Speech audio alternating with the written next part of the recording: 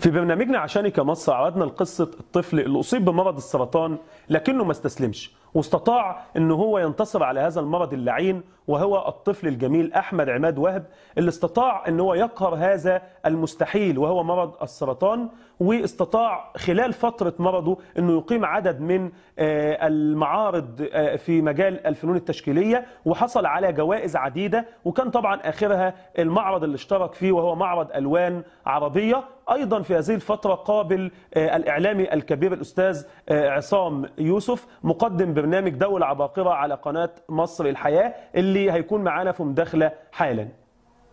ودلوقتي معانا الإعلامي والروائي المتميز الأستاذ عصام يوسف مقدم برنامج ضوء العباقرة على قناة القاهرة والناس. بنرحب بحضرتك يا فندم في قناة مصر الحياة.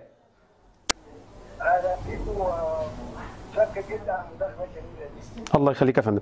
في الأول يا فندم يعني بنسألك إيه انطباعك لما قابلت أحمد عماد وهب اللي هو الطالب اللي كان طبعا أصيب بمرض السرطان؟ والله أحمد عماد شرفني في المكتب من كام يوم، وقعدنا قعدة جميلة جدا، وقعد يحكي لي عن تجربته وعن فنه وعن رسوماته.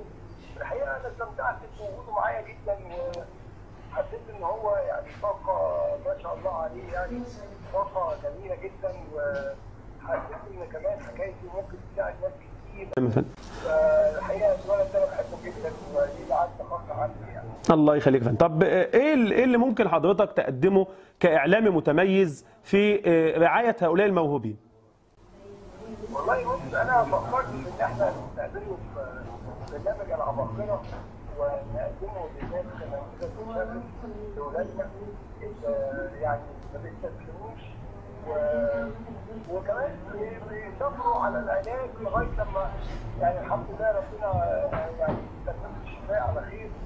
إن هم يعني عندهم إصرار وعزيمة، وطبعا هو ولد جميل جدا. الحقيقة أنا انبهرت بالرسومات وحاسس، وأول حاجة سألت انت اخبار المعارض دي، حكى لي عن المعارض اللي دخل فيها واللي اشترك فيها، وانا شايف ان هيبقى ليه مستقبل كبير جدا. تمام. دورنا ان احنا نساعد الشباب ان هو يعني يظهر ويتكلم ويقدم فنه ويقدم موهبته للناس، من هنا رحلته تكمل ويدي امل لغيره ويساعد غيره بتصرفاته الجميله وفنه التشكيلي. تمام استاذ عصام. طب يا ترى الموسم الثالث بقى لضوء العباقرة هيبدا امتى ان شاء الله؟ باذن الله الموسم الثالث للعباقرة هيبتدي يوم 14/9 على قناه القاهره والناس، 3 ايام اسبوع، خميس جمعه سبت الساعه 7 إلى 8 مساء. شكرا يا فندم على كرم حضرتك، وبنشكر في النهايه استاذنا الروائي والاعلامي الكبير الاستاذ عصام يوسف على مداخلته معانا في قناه مصر الحياه. شكرا يا فندم. شكرا. ودلوقتي هنسيبكم مع فيلم تسجيلي عن الطفل الجميل سفير الامل والتفاؤل احمد عماد وهب.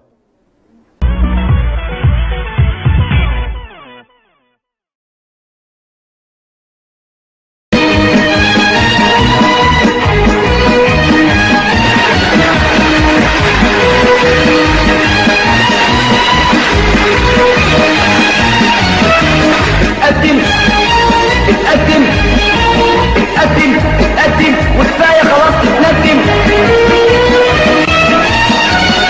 للشمس للنور، الشمس للنور مش هيعطلنا طول.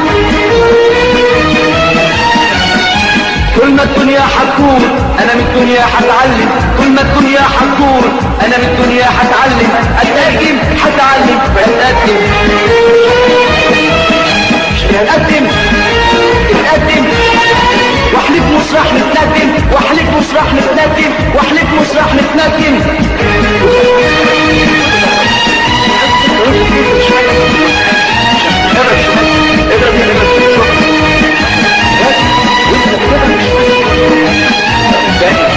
اتقدم اتقدم اتقدم اتقدم وكفايه خلاص تتندم.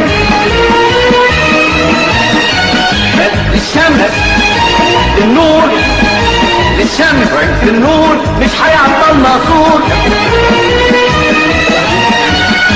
كل ما الدنيا هتدور انا من الدنيا هتعلم، كل ما الدنيا هتدور انا من الدنيا هتعلم.